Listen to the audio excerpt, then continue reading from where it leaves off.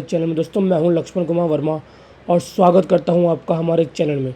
दोस्तों इस वीडियो में बात करने वाला हूं मैं बहुत ही इंपॉर्टेंट टॉपिक के बारे में जो बच्चों को बहुत ज़्यादा डाउट है। अभी ऑन डिमांड एग्ज़ाम आने वाले हैं, एकेडमिक एग्ज़ाम आ चुके हैं, डेट शीट आ चुका है, अप्रैल में होने वाला है। ठीक है, डेट शीट भी आ चुकी है, आपने डाउनलोड भी कर लिया होगा। अगर नहीं आपने देखा है तो हमारे चैनल पर जाकर आप देख सकते हो डेट शीट। ठीक है, इस वीडियो में क्या बात करने वाला हूँ, इस वीडियो में बात करने वाला हूँ मैं बच्चों को बहुत ज़्यादा डाउट है कि क्या मैं एलिजिबल हूँ। बच्चों ने बहुत सवाल भी किया है और एक बच्चा तो पर्सनली मुझसे पूछ रहा है कि क्या मेरे अगर 75% आ गए और उससे ज़्यादा आ गए ऑन डिमांड में तो क्या मैं एलिजिबल हूँ। तो हाँ भाई, आप एलिजिबल हो। ठीक है, हर बच्चा एलिजिबल होता है। अगर आपके 75% प्लस आए हैं 12th में तो आप जेई मेंस के लिए एलिजिबल हो, आपको कोई प्रॉब्लम नहीं है। जेई मेंस में आप एग्ज़ाम दे सकते हो। ठीक है, अगर आपके जेई मेंस में 95 परसेंटाइल आए हैं, 98 परसेंटाइल आए हैं तो आप जोसा काउंसलिंग और सीसेप काउंसलिंग देखो। जोसा काउंसलिंग देखो, अब मैं बताता हूँ आपको जोसा काउंसलिंग होता क्या है। देखो जोसा हम टिक करते हैं तो जोसा काउंसलिंग का मतलब है जब आप जेई मेंस और जेई मेंस का एग्ज़ाम दे देते हो। ठीक है, तो यहाँ पे आपके कट ऑफ्स आते हैं। ठीक है, यहीं पे रिज़ल्ट शो करता है। यहाँ पे क्या रिज़ल्ट शो करता है, राउंड 1, राउंड 2, राउंड 3 और आपके रैंक के हिसाब से आपको एनआईटी में एडमिशन दिया जाता है। सीसेप काउंसलिंग जोसा काउंसलिंग के बाद होता है। क्या सीसेप काउंसलिंग जोसा काउंसलिंग के बाद होता है। ठीक है, देखिए आइए हम सीसेप का भी देख लेते हैं। सीसेप काउंसलिंग के लिए ये वेबसाइट है। अगर आपको फर्दर और इन्फॉर्मेशन चाहिए कि कैसे मुझे एडमिशन मिलेगा, क्या प्रोसेस रहेगा, कैसे जोसा काउंसलिंग का फॉर्म भरते हैं, कैसे सीसेप काउंसलिंग का फॉर्म भरते हैं, तो उसके लिए हम अलग से वीडियो बनाएंगे आपके लिए। अभी मेनली फोकस क्या कर रहे हैं बच्चों, हम मेनली बच्चों फोकस कर रहे हैं कि एलिजिबिलिटी क्राइटेरिया क्या है।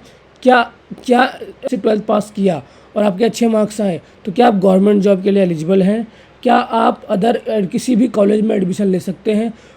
कि अगर मान लो कि आपके 75% नहीं आते हैं, मैं ये भी लेके चलता हूँ, हम भाई प्लान ए प्लान बी सब रखेंगे। मान लो कि भाई बहुत सारे 10 लाख बच्चे पेपर देते हैं, बहुत 1 लाख 1.5 लाख सीट अवेलेबल है सिर्फ एनआईटी में, तो बाकी 9 लाख बच्चे कहाँ जाएंगे। लेकिन मुझे इंजीनियरिंग करना है भाई, मेरे बच्चे को बीटेक करना है, तो कैसे होगा। तो भाई अगर आपके 75% नहीं भी आए हैं, सीसेप काउंसलिंग में नाम नहीं, कट ऑफ में नाम नहीं भी आया, जोसा काउंसलिंग में नाम नहीं भी आया, तब भी बताऊंगा मैं कि कैसे आप एडमिशन ले सकते हैं, कैसे आप बीटेक कर सकते हैं इंडिया के टॉप कॉलेजेस से। ठीक है, और अगर आप कैपेबल नहीं है कि आप फीस नहीं भर सकते कॉलेज का, तो मैं बताऊंगा कैसे लोन मिलता है, एजुकेशन लोन। गवर्नमेंट आपकी, हमारी गवर्नमेंट इतनी अच्छी गवर्नमेंट है कि हमें एजुकेशन लोन देती है पढ़ने के लिए, तो सभी बताऊंगा। मे बी ये वीडियो बड़ी हो जाए, आप 1.5x पर देख लेना, 1.5x के स्पीड पर देख लेना। ठीक है, लेकिन आप वीडियो पूरा देखना। ठीक है, सबसे पहले बात करते हैं मिनिमम मार्क्स एलिजिबिलिटी क्या है एनआईओएस पास करने के बाद हमारा जेई मेंस देने के लिए। तो साफ साफ आप लिखो minimum marks required to eligible for JEE Mains 12th। मैं अपने से खुद से कुछ भी नहीं बताऊंगा आपको, मैं गूगल पे कुछ सर्च करके बताऊंगा। देखो करियर 360 ने खुद बता रखा है, student must have the secured the minimum 75% marks और 65% मार्क्स फॉर SC/ST कैटेगरी।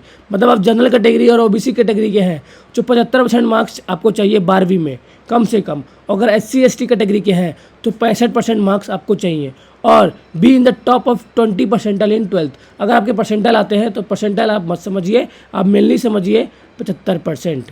ठीक है, 75 और 65%। अगर SC/ST का सर्टिफिकेट है आपके पास तो 65% मिनिमम चाहिए, और ओबीसी और जनरल है तो 75% चाहिए। ठीक है, तो अब देखिए कुछ क्वेश्चन आते हैं गूगल में, हम देखिए what is the minimum marks in 12th JEE Mains. ठीक है, 75% चाहिए होता है। What is eligibility criteria for 12th JEE Mains. देखो एलिजिबिलिटी क्राइटेरिया क्या होता है, general category candidate secure the minimum 75% aggregate marks in their qualifying exam. SC/ST candidate को 65% मार्क्स चाहिए होते हैं। ये बार बार मैं अलग अलग क्वेश्चन क्यों बता रहा हूँ, एक ही सवाल क्यों, आपको कंफर्मेशन हो जाए, आपके दिमाग में बैठ जाए, आपको कोई आप डिस्ट्रैक्ट ना हो पाओ कि अगर आपके 75% मार्क्स आ भी जाए और आप जेई मेंस नहीं जा सकते। ऐसा नहीं है, आप जा सकते हो। देखो is 75% required for JEE Mains, yes require for the JEE Mains. ठीक है, how much percentage of 12th require for JEE Mains. ठीक है, तो आप मे बी आप समझ गए होंगे। ठीक है, लिखा हुआ है does 12th marks matter for NIT. लिखा होगा yes. For the admission in IIT, NIT, CFTI, score candidate have to secure in their class 12 board exam will be taken into account. मतलब कि 12वीं के एग्ज़ाम, भाई बोलते हैं ना कि ये एग्ज़ाम कहीं काम नहीं आने वाले बच्चों। 12वीं के एग्ज़ाम में भी आपके जब जॉब करने जाओगे तब आपका काम नहीं आएगा। जॉब आपके IIT, NIT और उसके बाद के मार्क्स, कॉलेज के मार्क्स देखे जाएंगे। लेकिन अगर आपको कॉलेज में एडमिशन लेना है तो आपके 12th के मार्क्स देखे जाएंगे, पूछे जाएंगे और आपसे सवाल भी किया जाएगा कि आपके मार्क्स कम क्यों हैं। तो आप फोकस करो पढ़ाई पर और बाकी चीज़ों पर डिस्ट्रैक्ट ना हो, ठीक है। आइए हम दूसरे सवाल पे देखते हैं। क्या NIOS के बच्चे गवर्नमेंट एग्जाम में जा सकते हैं, गवर्नमेंट एग्जाम दे सकते हैं, गवर्नमेंट नौकरी कर सकते हैं, गवर्नमेंट जॉब कर सकते हैं, क्या एलिजिबिलिटी क्राइटेरिया है? तो आइए देखते हैं। तो मैंने क्या, is NIOS student can appear for the government job, क्या लिखा हुआ है? Yes, certificate issue by the national open education institute, ठीक है। जो भाई NIOS है, सर्टिफिकेट जो इशू करती है आपको 10वीं या 12वीं की, valid for the all government jobs, valid for the all government jobs. NIOS is recognized by the government of India. Its certificate are equivalent to those issued by the other certificate bodies like CBSE, ICSE और other state board. मतलब जितने state board है, CBSE है, जो भी certificate आपको 12th का देती है, सेम बराबर ही वैल्यू होती है NIOS की। ये मैं हर वीडियो में बताता हूँ और आपको ये नॉर्मल सी बात पता होना चाहिए। चाहे आप किसी भी बोर्ड से 12वीं पास करो, आप 12वीं की वैल्यू 12वीं के बराबर ही होती है, कम ज़्यादा नहीं होती है, ठीक है। Can I get a job after passing NIOS? देखिए ये भी सवाल हो सकता है, आइए चेक करते हैं। Yes, you can apply for government job after passing the NIOS exam. हाँ भाई, अगर आपने 12वीं पास कर ली NIOS के अंदर तो आप गवर्नमेंट जॉब के लिए अप्लाई कर सकते हो, कोई दिक्कत की बात नहीं, कोई प्रॉब्लम की बात नहीं है। एक लाइन देखो यहाँ पे और लिखा हुआ है, एक लाइन और लिखा हुआ है, NIOS is equal to CBSE and ICSE। देखो ये देखो, NIOS is equal to CBSE and ICSE. You will not get any problem in the future and your degree is valid to apply all government jobs. And 12th, after 12th you can apply for bank job, NDA, railway.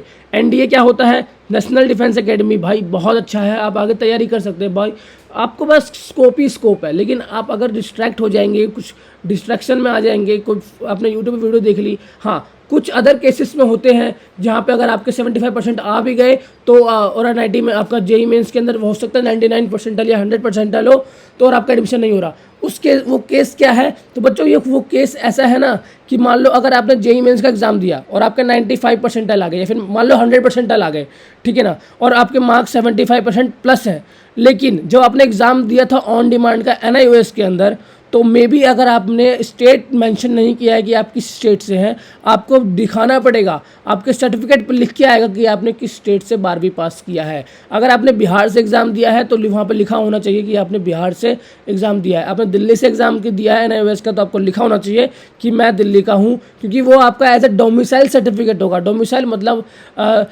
जहाँ पे आप रहते हैं उसका प्रमाण पत्र। तो आपको प्रमाण पत्र क्या है? वो आपका NIOS का सर्टिफिकेट ही है, 12वीं का पासिंग सर्टिफिकेट ही है। तो उस जो आपको जो वीडियो आपने देखकर जो प्रॉब्लम आपको रेज हुई है, उस प्रॉब्लम का आंसर यही है कि जब आप फॉर्म भर रहे हो, रजिस्ट्रेशन कर रहे हो, तो आप अपना स्टेट मेंशन जरूर करें। आप हेडक्वार्टर का एड्रेस नहीं डाल सकते। आप जहाँ बिहार रहते हो तो बिहार का एड्रेस डालिए, आप यूपी रहते हैं तो यूपी का एड्रेस डालिए। आप एड्रेस डालेंगे तो आप उस स्टेट के एलिजिबिलिटी क्राइटेरिया में आते हैं और आप उसके बाद एडमिशन लेने में आपको कोई प्रॉब्लम नहीं होगी। आई होप आपको प्रॉब्लम समझ में आ गया होगा कि क्या प्रॉब्लम था और क्या सोल्यूशन है। सोल्यूशन यही है कि आपको अपना स्टेट मेंशन करना है जब आप ऑन डिमांड का एग्ज़ाम देंगे, ठीक है, समझ गए होंगे। इसी वीडियो में बात करते हैं इस अगले टॉपिक के बारे में। देखिए क्या लिखा हुआ है, in which case I can't get admission in IIT। ऐसा कौन सा केस है जहाँ पे आप JEE मेंस का एग्ज़ाम देने के बाद NIT और IIT में एडमिशन नहीं ले सकते? भाई ये बहुत इंपॉर्टेंट क्वेश्चन है। मैंने भाई 3 क्वेश्चन जरूर लिया, ठीक है, और 3 क्वेश्चन लिया। आई थिंक ये तीनों क्वेश्चन मोस्ट इंपॉर्टेंट है। हर बच्चे के सवाल माइंड में रहता है कि भाई कैसे क्या होगा, ठीक है। तो NIOS pass student can seek admission in all India as well as the state medical. क्या लिखा हुआ है? NIOS, इसका मतलब है कि NIOS का जो बच्चा है, जो उन्होंने पास किया है, वो इंडिया के किसी भी स्टेट मेडिकल कॉलेज में, इंजीनियरिंग कॉलेज में या वेरियस कॉम्पिटिटिव एग्जाम जैसे कि IIT, JEE, AIEEE, PMT जिसको नीट कहते हैं, वो किसी भी एग्ज़ाम में किसी भी इंस्टीट्यूट में जाकर एडमिशन ले सकता है। ऑल इंडिया में वैलिड होता है। इवन आप इंडिया के बाहर एडमिशन लेना चाहते हैं, अब्रॉड से आप ग्रेजुएशन करना चाहते हैं, तब भी वैलिड है। ठीक है, NIOS की वैल्यू CBSE के बराबर ही होती है, कोई प्रॉब्लम नहीं है। देखिए, आइए हम कुछ क्वेश्चन जानते हैं। Is NIOS eligible for NIT? भाई yes, you can apply, you can get an admission in NIT through NIOS। ठीक है, मतलब आप NIOS के थ्रू NIT के अंदर जा सकते हैं। ठीक है, और वीडियो के शुरुआत में मैंने आपको बताया था कि भाई अगर मेरे मान लो 75% नहीं आए और मान लो JEE मेंस के अंदर मेरे 95 परसेंटाइल नहीं आए और मेरे रैंक अच्छी नहीं है, तब मैं बीटेक कैसे करूँगा? तो इसका सवाल, इस सवाल का जवाब मैं आंसर देने वाला हूँ इसी वीडियो में। बस आप थोड़ा वेट करो, ये पहले सवाल हम पूरा कंप्लीट करते हैं, आपका डाउट क्लियर करते हैं। Is NIOS accept IIT Bombay?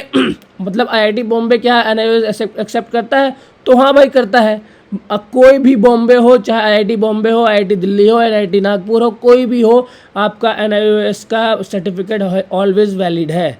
ठीक है, देखो यहाँ पे एक और सवाल आ गया, NIOS एक्सेप्ट बिट्स पिलानी? तो हाँ भाई, एक्सेप्ट करता है। Yes, if you are appeared in the component of 12th board examination of NIOS, you are eligible to apply for the admission in BITS Pilani. हाँ भाई, अब BITS पिलानी में एलिजिबल है। ठीक है, क्या लिखा हुआ है? BITS Pilani consider the JEE main score for the admission.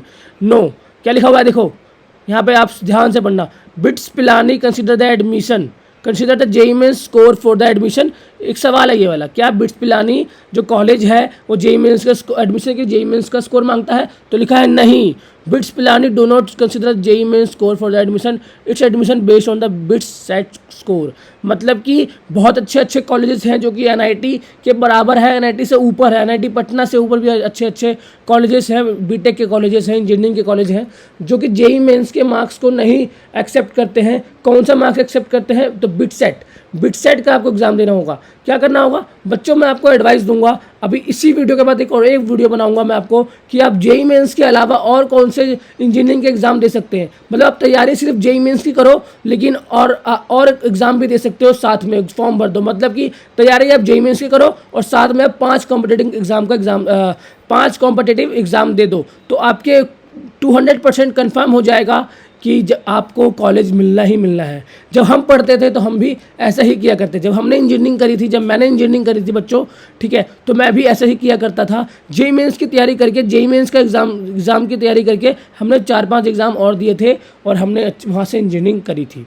ठीक है, तो भाई अब बात करते हैं कि और शायद जो आपको मैंने वीडियो के स्टार्टिंग में बताया था कि कैसे आप एडमिशन ले सकते हैं without JEE Mains. Without JEE Mains में एडमिशन कैसे ले सकते हैं मैंने आपको बता दिया, इसी वीडियो में बता दिया मैंने। बाकी एक प्रॉपर वीडियो नेक्स्ट वीडियो में आने वाली है, जस्ट इसके बाद बनाऊंगा मैं।